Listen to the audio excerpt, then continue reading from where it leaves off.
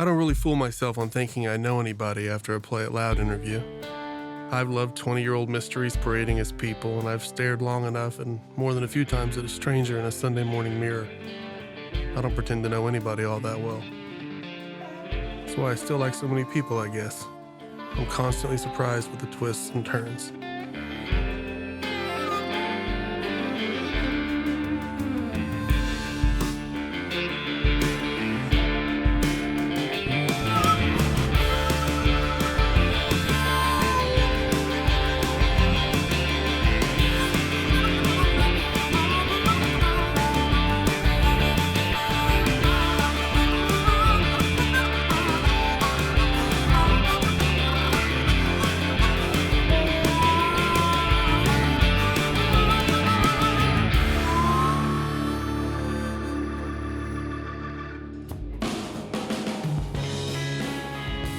Part of the reason I'm here, doing this journeyman thing, is because I know how fake it can all be, and I know to try and avoid that perfume counterfeit.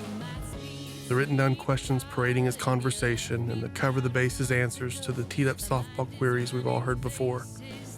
I've been in the half-hearted interviews and the sleepwalked film festival Q&As.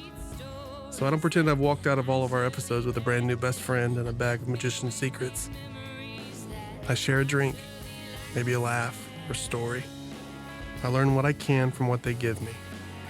I watch them ride into the sunset with their songs and their purpose and maybe a guitar and some fire. But I've never stood across from someone at the end of a day or the close of an interview feeling like I might know them less than I did when we started. Not until I spent a day in the Oklahoma fall with indie rocker Sophia Massad. Sophia is a unique human being. She's complicated, artistic, and passionate, and she's almost contradictory in a way that Chris Christopherson could dig. She's a bit of a goofball, and she's a survivor, a fighter. I never felt like she was hiding anything or dishonest, but I'd be lying if I said I felt like I knew her. Every step of our discussion hinted at something that felt like a surprise, like some kind of unwinding. There was a surface, and beneath, like all of us, I guess, one way or the other, a well of experience and pain and roads taken. It all kind of started back when I was like 3 years old. It was right when I started talking, and my mom had actually taken me and my 2 siblings to the movie theater. A couple minutes into the movie, my mom realized that I was repeating every single word that they said and that I physically could not stop. And I remember sitting there and my siblings being like, "Will you shut up?" Because they're 6. And I was like, "What are you talking about?" I remember not knowing what was really happening. And so my mom took me out of the movie. Soon after that, I was diagnosed with Tourette syndrome. And I actually have TS+, which is Tourette syndrome plus OCD plus anxiety plus depression plus this overthinking disorder, which just means I overthink everything, basically. We call them bad thoughts. But yeah, it's pretty minor on the outside. So it's something that I really struggle with internally. And most of my tics are on my face, or I can control them in public. I ended up being homeschooled, and I didn't really have that social aspect of my childhood. I didn't get to go out and make friends and stuff, so I really made friends with music. And I started writing when I was 7 or 8, and then I started playing guitar started trying to play guitar when I was 10. Now, both of your parents are musicians? Yeah. Or musically oriented? Yeah, I always grew up with music around me. I literally thought that my parents had wrote I've Just Seen a Face until I was 15. I thought that they had written Beatles songs, because every single night they'll hang out in the music room and they'll play guitar and my mom sings. But yeah, I learned a lot from that, and I was just always around music, and my brother plays music and both my sisters do music. And so it was just kind of something that I grew up with and that I just kind of became. And with Tourette syndrome as well, I found that the only way to turn it off and to not, I remember being really young and having these freak out attacks and being what's happening? Why am I? Because it's an itch you can't scratch constantly. And the only thing that would satisfy that is playing music. It just makes it all disappear. So it was whenever I could make music, that's exactly what I would do. Whenever I'm having a terrible day, I would come out into this yard and go sit at the creek and write a song and play guitar. I just became one with music growing up because it was my best friend, It was all I had. Never loved my life. No one never was enough. but I guess I could have stayed. Oh, I guess Sophia has a boldness that almost defies her vulnerability, but they aren't exclusive. She's made all the better for it. She talks about music as being a way that she deals with herself, as an outcast, as an artist, and how she confronts her own pain and fears. Thomas Merton wrote, "Art enables us to find ourselves and lose ourselves at the same time." Sophia leans into that. Her love of music seems to have given a young girl the confidence and freedom to figure out who she was by letting go. When I was in high school, I was homeschooled, and literally all I did was write songs. And so I was like, cool, I'm going to take this time where I'm not doing anything and record an album. And I didn't have any In songs. high school? Yeah. Okay. But I didn't have any songs for it. And so I was like, cool, I have all these songs that are okay, but let's see what else I can do. And so I remember sitting down one night and being like, man, Chris Martin is the best guy in the world. He's the lead singer of Coldplay, and I was madly in love with him for so long. I wrote a song pretty much based on him and based on like just Coldplay in general. And I remember the second I finished writing that song, I sat down at the piano, I wrote it in probably 15 minutes, and I was like, oh my gosh, I'm 14 years old, and this song is so good. Right. This song is magic. I'm like, people who are like getting divorces and like Yeah. old are gonna love this. I'm gonna save the world. Yeah, literally. I mean, like, that song is probably one of my favorite songs I've ever written. And I still am like, hey, maybe I should perform this now. I wrote it like 10 years ago, but So you still love it? yeah, I mean, it's still on like Spotify. It's on that EP. I think it's fantastic. And it's that one song on the album that'll just like get into your heart and rip it to shreds and then leave you wanting more. And that's how I think all music should be, really. I go back to my early stuff, where the first thing I thought, man, I've really got the hang of this. And I look at it now and I'm like embarrassed. Because I'm like, I had no idea, but like now I know I have no idea, which Right. seems like a step forward. Yeah, yeah. You know what I mean? And that's kind of how I feel about most of that EP too. Because I was like, yeah, this is going to be like Katy Perry. It's going to be so cool. Like, I thought it would be so fun and poppy. Yeah. But it's not. Clocks are turning. She's a young woman who's passionate about her faith and her family, but unafraid, as the day continued, to talk about dark times and lost times and loneliness. She's exuberant and talented, a bit of a weirdo in a way that's endearing, but carries herself with a model's confidence and sense of awareness. She's almost shy, but with historically turquoise hair, maybe something to hide behind. She's funny and piercing, but doesn't know how to fake laugh. Describes herself as being a loner who writes a bunch of songs, but talks with open love for her ACM connections and her students. She's articulate and scattered and guarded, but with a passion that almost betrays her. So I graduated high school in 3 years, and then I went to OU. OU was okay, but it was just not my thing, and I couldn't really find my people there at all. And I was there for about a year and a half until I finally just decided it wasn't my thing, and then I moved over to Atlanta, Georgia for a while, and I just had a live-in nanny job there. And I was dating this guy who basically said I can't do music, and I was like, okay, well, great. Why did you go to Georgia? Because he lived in Florida, Okay. and So it was like because of the guy. yeah. Okay. Yeah. And it was super toxic, but like I obviously thought it was the right thing at the time. It was kind of based on like religion stuff. I don't know. I just felt like I had to be with this person, and there's always been these like standards growing up to get married younger and stuff. And I don't know if that even comes from my parents or the church or whatever, but I've always felt pressure to like have a family by the time I'm 25. Yeah. Which to me now is so ridiculous. Like no. But at that time I was 19 and I moved to Georgia by myself, and I was basically just alone all the time with an infant for about a year, and I wasn't doing any music at all, and that was really, really hard. Like I felt completely purposeless. That led up to me trying to kill myself, and thank God that didn't work. And it was just a huge wake-up call for me, and I realized I'm not doing anything right. And so I moved back to Oklahoma, and I started going to ACM. I came here, and it was like, this is my place. These are my people. Like, I've always felt like the weird, eccentric, outcast person, and that's kind of how everybody was here, you know? Yeah. Everybody kind of felt like that, and so I felt like I fit right in my first semester, and I mean, just an incredible experience. And I made so many connections, and I found people that have similar goals to me and people who want to see me, succeed in my goals. And I started my own vocal studio, I think my second semester at ACM. And that was going really well. And so with my semester off, I basically was just trying to build my own studio and get all these clients. And it was really hard at first. I mean, just being a single person trying to convince all these people to take vocal lessons from me, And I also got pretty depressed in that time just from being away from ACM. This place is just overflowing with inspiration all the time. So not being here anymore was really depressing, and I just craved it. So I got a call a couple weeks before school started, and they were like, "Do you want to give vocal lessons at ACM?" And that was the most exciting thing that ever happened.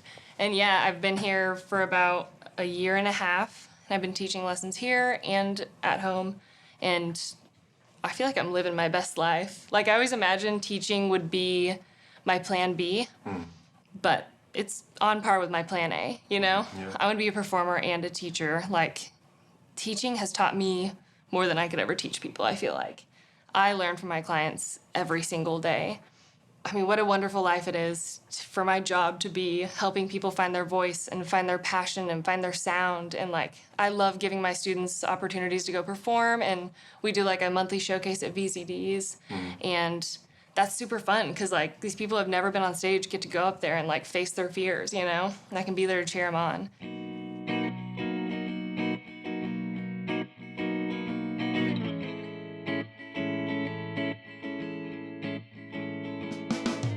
The church is just a huge part of my life and my family's life, and I think it's a huge reason why we're so close as a family as well.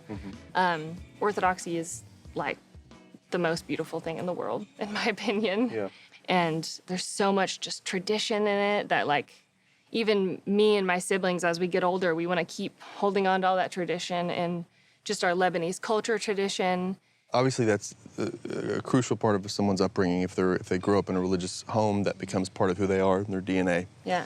How does that influence your songwriting or your performance? Yeah. So one of the biggest things for me is the choir.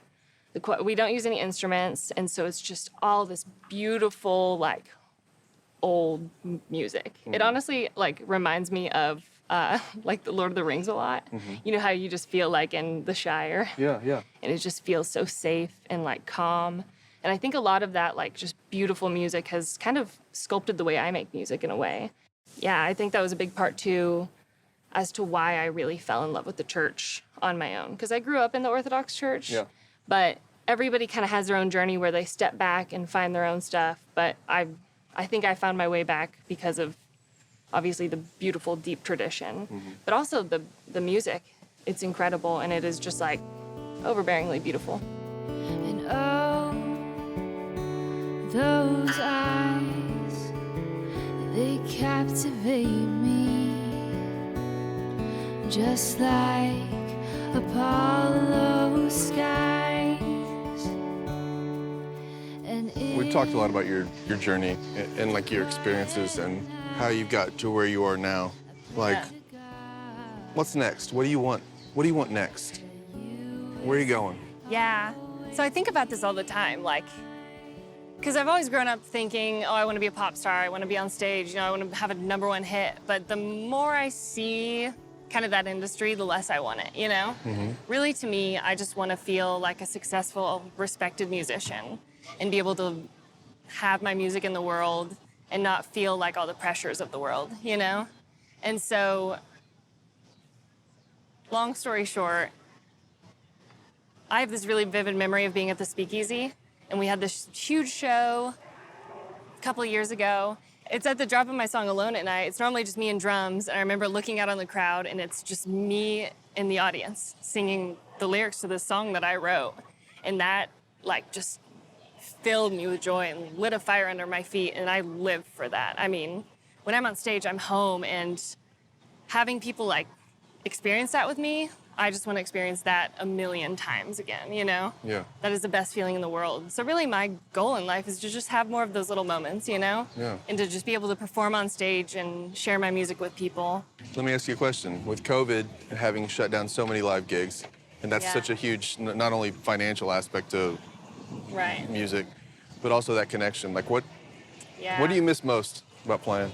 I miss those moments, you know? Yeah. I miss those moments and like seeing the faces of the people in the audience and feeling connected with them, you know? Yeah. We've been doing a lot of like live sessions, like on Facebook and stuff, and it's nice, but it really isn't the same, and it's hard to feel the energy from the crowd, you know?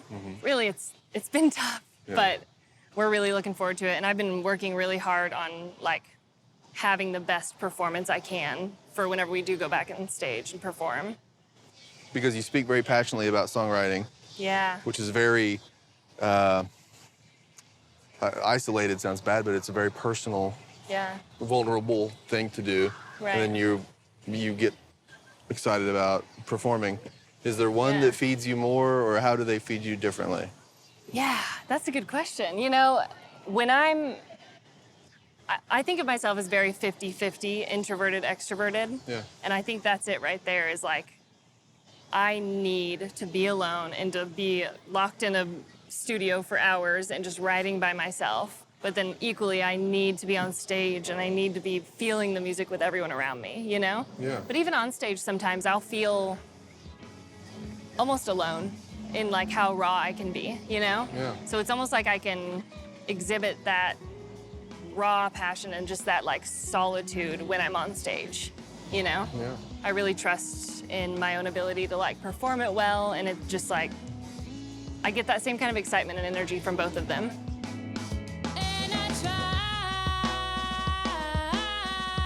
try to be alright.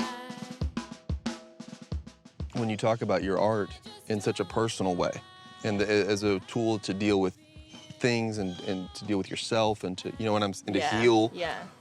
that whenever you invite somebody else into the room, that changes the process. And I wondered how you approach that, or if you like doing that, if you prefer not to. So I've written with other people a couple of times, and it's been okay, but it's really hard for me to like put my soul into it, you know? Because it's hard in the first place to even just like show somebody your own songs, you know? Right. Like that was a whole milestone that I had to get through. My songwriting process to me can still feel really cheesy sometimes because it's a lot of like how I did it when I was 10, you know? And so I don't know, whenever I'm alone, I can find the magic, you know? Songwriting to me is like, you know, whenever you have that roller coaster that you really want to get on, like let's say it's the Rock and Roller Coaster at Disney World, and you finally get there, and you're sitting there with your guitar or your piano or whatever, and you're just like, I'm gonna mix these, it's gonna be really confusing. But, so you're in line for this roller coaster, and you're finally on there, and you're getting up, and you're like ready for the drop, and then the drop finally happens, and you're just sent through all these like turns and tunnels, and it could literally be anything at all, and it's so exciting. And then it's over, and you're like, oh my gosh, this was incredible, and then like, you just can't wait to get back in line. Like that's songwriting to me. Like I kind of get started, and it's a little slow, and then once I kind of get that right hook or that right thing, it's like, it all just explodes, and I get so excited, and it's like just magic kind of comes to me, and I don't really feel like it's me writing the song at that point, you know? Yeah. Like I'm a firm believer that art doesn't necessarily come through an artist, but it flows through someone, you know? At least for me personally. Like I don't feel like I'm responsible for the things that I'm creating, you know? Like I can feel it come through my feet and want to just burst out of all my bones and like be like, please create this song. And it's not even mine at that point. And then that also helps me not like judge it as much, you know? Yeah. If I think, oh, this song has been created through me, then I can just kind of let it be what it is. But I just get so excited, and it just kind of explodes and writes itself at that point. And yeah, I just want to keep writing that song roller coaster. If that makes any sense at all. It kind of. I mean, I hate roller coasters, so I can only. Yeah, I well, can you only have to relate, love roller coasters. I can only relate so far. And I know you and all your insecurities, 'cause I could never fix them. And all that You know, there's that sort of cliche about be who you needed when you were younger. Yeah. If you could go back, knowing what you know now with your life experience, everything you've been through, what would you go back and say to yourself? I think that one of the biggest things for me is to just trust myself and trust that what I'm doing is right.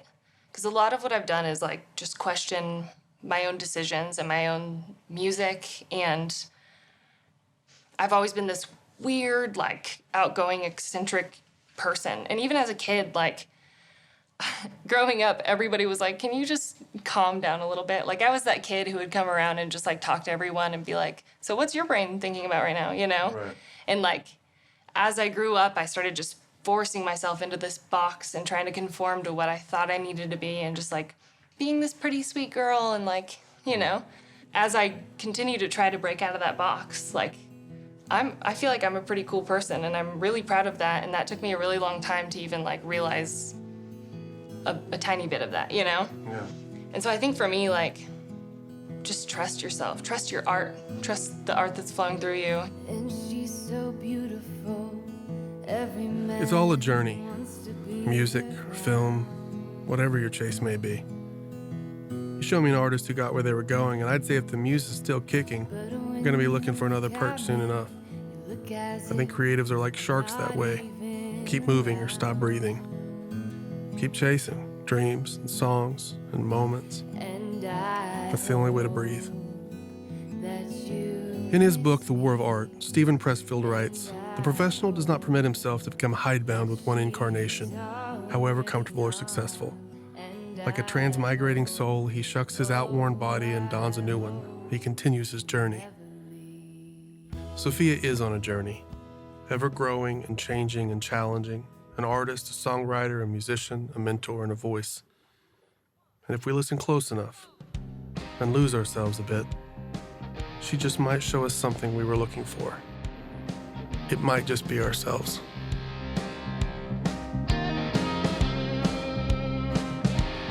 We were standing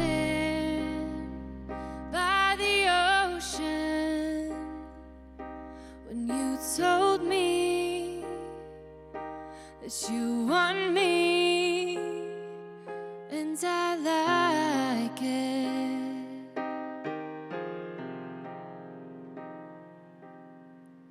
I know you love to let me go. I just wonder, am I stronger than the words you found to make me like it? Do I like it? Should I like it?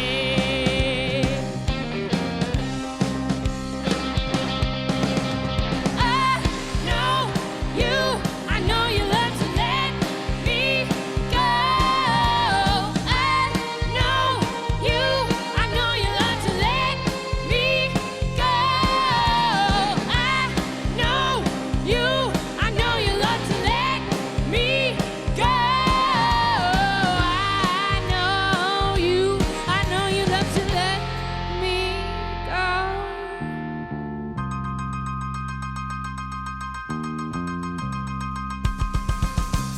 Don't you miss me? Do you feel empty? Just erase me from your memory. I'm on fire. I'm getting higher. I'm becoming something, and I like it. Yeah, I like it. I know you love to let me go. I know you love to let me go. I know you love to let me go. I know you love to let me go. I never had the chance to feel what is right and what is real. I'm sorry for the time I spent loving you. What did I get? And never mind the years before. I'm not that person anymore.